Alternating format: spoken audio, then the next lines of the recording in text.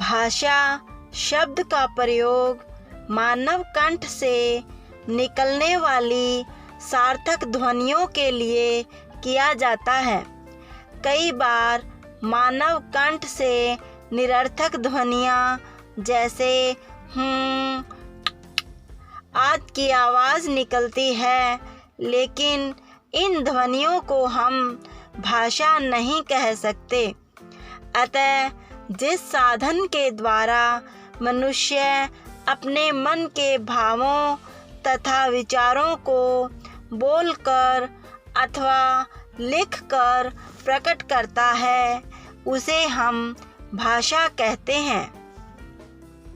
भाषा को प्रकट करने के आधार पर इसके दो भेद हैं, मौखिक भाषा तथा लिखित भाषा। जब मनुष्य अपने मन में आए भावों तथा विचारों को बोलकर दूसरों के सामने प्रकट करता है, तो उसे मौखिक भाषा कहा जाता है। मौखिक भाषा की मूलभूत इकाई ध्वनि है। भाषा का दूसरा रूप लिखित भाषा होता है। जब मनुष्य अपने विचारों को, अपने मन की बातों को, मन के भावों को लिखकर दूसरों के सामने प्रकट करता है, तो उसे लिखित भाषा कहते हैं। लिखित भाषा की आधारभूत इकाई वर्ण है। अब हम लिपि के बारे में बात करेंगे। लिपि किसे कहते हैं? भाषा अथवा लिपि दोनों अलग अलग विषय हैं, क्योंकि भाषा का लिखित रूप प्रकट करने के लिए हमें लिपि का सहारा लेना पड़ता है। अतः लिपि वो चिन्ह हैं जो भाषा की ध्वनियों को आकार देते हैं। संसार की प्रत्येक ध्वनि का कोई न कोई आकार होता है। इसी प्रकार संसार की प्रत्येक भाषा को प्रकट करने के लिए किसी न किसी लिपि का सहारा लिया गया है।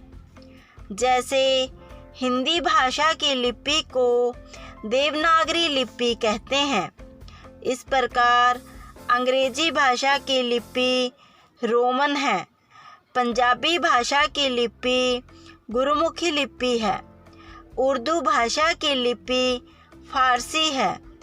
संसार की कितनी ही भाषाएं हैं जिनकी किसी न किसी लिपि से ही पहचान है।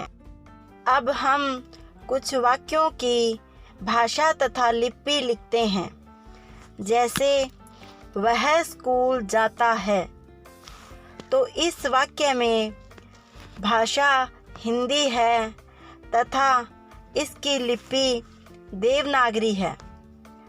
अगर अब हम इसी वाक्य को गुरुमुखी लिपि में लिखें, वह स्कूल जाता है, तो यहाँ पर हम देखते हैं कि इस वाक्य की भाषा हिंदी है, लेकिन इसको हमने गुरुमुखी लिपि में लिखा है।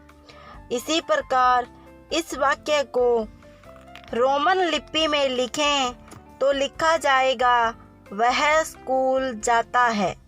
तो यहाँ पर इस वाक्य की केवल लिपि बदली है, लेकिन यह भाषा हिंदी भाषा ही है। अगर हम इस वाक्य को अंग्रेजी भाषा में लिखना चाहते हैं तो लिखा जाएगा ही गोज़ टू स्कूल। इस वाक्य में हम देखते हैं कि यह वाक्य अंग्रेजी भाषा का वाक्य है तथा इसकी लिपि रोमन लिपि है। इस प्रकार हम देखते हैं भाषा तथा लिपि दोनों अलग अलग विषय हैं। भाषा का लिखित रूप प्रकट करने के लिए लिपि का सहारा लिया जाता है। लिपि के बिना किसी भी भाषा का लिखित रूप संभव नहीं है। इस प्रकार हम देखते हैं कि भाषा तथा लिपि दोनों अलग अलग विषय हैं। अब हम भाषा को लिखने के ढंग के बारे में जानते हैं।